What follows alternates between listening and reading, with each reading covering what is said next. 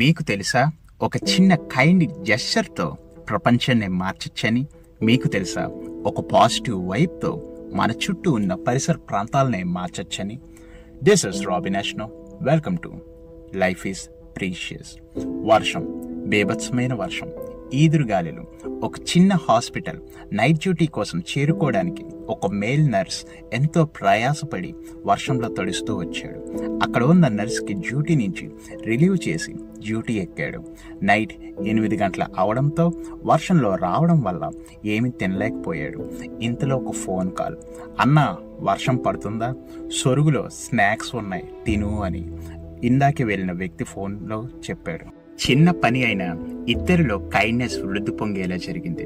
చాలాసార్లు మన జీవితాలలో చాలా చిన్న చిన్న విషయాలలో ఆగిపోతాం. ఎందుకులే, ఏమవుతుందిలే, లేదా ఇది చేస్తే ఏం జరుగుతులే అని. కొన్నిసార్లు మనం కైండ్నెస్తో చేసే ఆ చిన్న పాజిటివ్ పని వల్ల మనకి ప్రయోజనం లేకపోవచ్చు, కానీ అది ప్రపంచాన్ని మార్చచ్చు. ఒక వీధి కుక్క ఫెన్సింగ్ వేస్తారు కదా, ఆ ఐరన్ ఫెన్సింగ్ మధ్యలో తన తల ఇరుక్కుపోయింది. గట్టిగా అరుస్తుంది. ఆ అరుపు నార్మల్ కుక్కల అరుపుల్లా లేదు. చుట్టూ ఇల్లులే, కానీ ఎవరూ పట్టించుకోవట్లేదు. ఏమైంది అని వెళ్ళి చూసేసరికి ఇంటి క్రింద మా మామయ్య గారు ఉంటారు. ఆయన వెళ్ళి ఆ కుక్క ఇరుక్కున్న దానిని సరిచేసి విడిపించారు.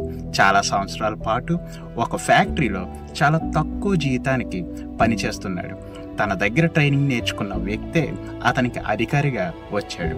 అతని జీతం, అతని అప్పులు, ఇంట్లో సమస్యలు, పిల్లల ఫీజుల గురించి తెలుసుకున్న అధికారి అతని శాలరీని ఎలాగైనా పెంచాలని దారులు వెతికి ఫైనల్గా జీతం పెంచాడు. ఇక్కడ పేర్కొన్న విషయాలన్నీ నిజంగా జరిగినవే.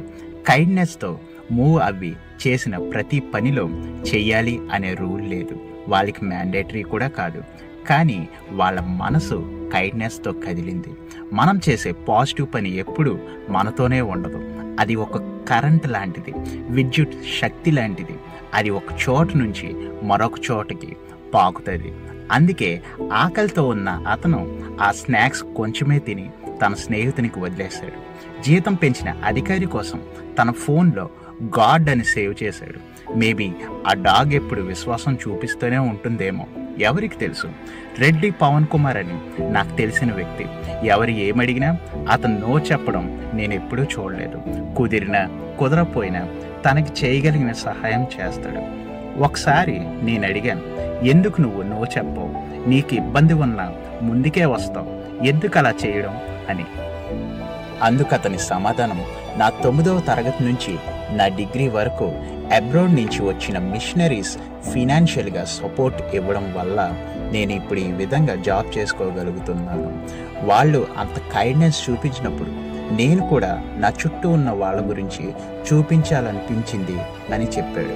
మన జీవితాలలో మనం తెలుసుకోవాల్సింది, మనం చేసే చాలా చిన్న పాజిటివ్ పని అది అవతల వాళ్ళ మనసుల్లో ఒక పెద్ద ఇంపాక్ట్ కలిగించవచ్చు. మనం ప్రేమతో కదిలి మాట్లాడే ఒక చిన్న మాట చనిపోయేవాడిని బ్రతికించచ్చేమో. కైండ్నెస్, హోప్, లవ్ కనబడవు, కానీ ప్రపంచాన్ని మార్చగల గొప్ప ఆయుధాలు. Why I am saying all this? Because your life is precious. This is Robin అష్నో. ఈ వీడియో మిమ్మల్ని ఇన్స్పైర్ చేస్తే అనేక మందికి రీచ్ అవ్వేలా షేర్ చేయండి, వీడియోని లైక్ చేయండి, కామెంట్స్ రూపంలో మీ అభిప్రాయాలని వ్యక్తపరచండి, సబ్స్క్రైబ్ చేయడం మర్చిపోకండి. Thank you all.